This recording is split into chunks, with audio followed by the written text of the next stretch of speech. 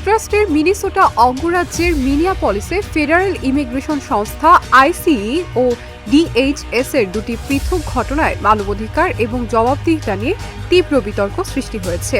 এক ঘটনায় 2 বছরের এক শিশুকন্যাকে বাবার সঙ্গে আটক করে আদালতের আদেশ অমান্য করে অন্য রাজ্যে পাঠানো হয়েছে। অন্য ঘটনায় ফেডারেল এজেন্টদের গুলিতে অ্যালেক্স পেট্রি নামে এক ব্যক্তি নিহত হয়েছেন, যেখানে গুলির আগে তার কাছ থেকে অস্ত্র উদ্ধার করার প্রমাণ উঠে এসেছে।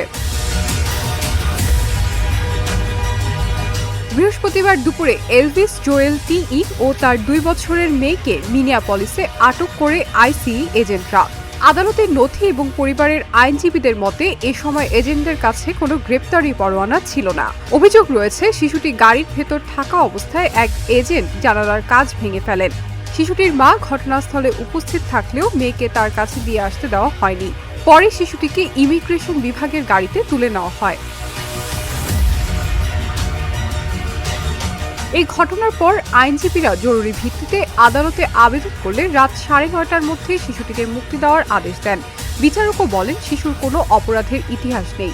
তবু আদালতের আদেশ উপেক্ষা করে রাত 8:30টার দিকে বাবা ও মেয়েকে উড়োজাহাজে করে টেক্সাসের এক আটক কেন্দ্রে পাঠানো হয়। পরদিন শুক্রবার আইনি লড়াইয়ের পর শিশুটিকে মিনেসোটায় ফিরিয়ে মায়ের কাছে হস্তান্তর করা হলেও বাবা এখনও আটক রয়েছেন।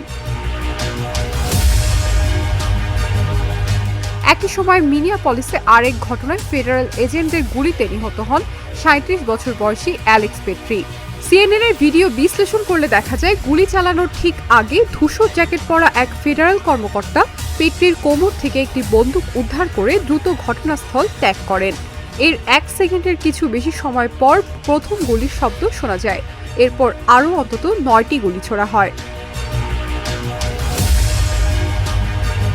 ভিডিওটিতে কোথাও পেট্রিকে অস্ত্র হাতে দেখা যায় না, বরং তাকে এক মোবাইল ফোন ধরে আগে ভিডিও করতে দেখা গেছে।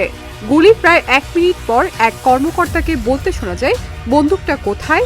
তখন অস্ত্র উদ্ধারকারী কর্মকর্তা বলেন, বন্দুকটা আমার কাছে। ডিএইচএস দাবি করেছে, একজন এজেন্ট নিজের জীবন হুমকির মুখে মনে করে আত্মরক্ষামূলক গুলি চালান।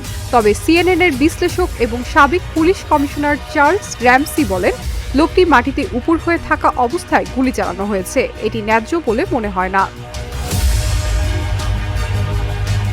এই দুটি ঘটনা মিনিয়াপলিসের ফেডারেল এজেন্সিগুলোর কার্যক্রম নিয়ে গভীর উদ্বেগ তৈরি করেছে।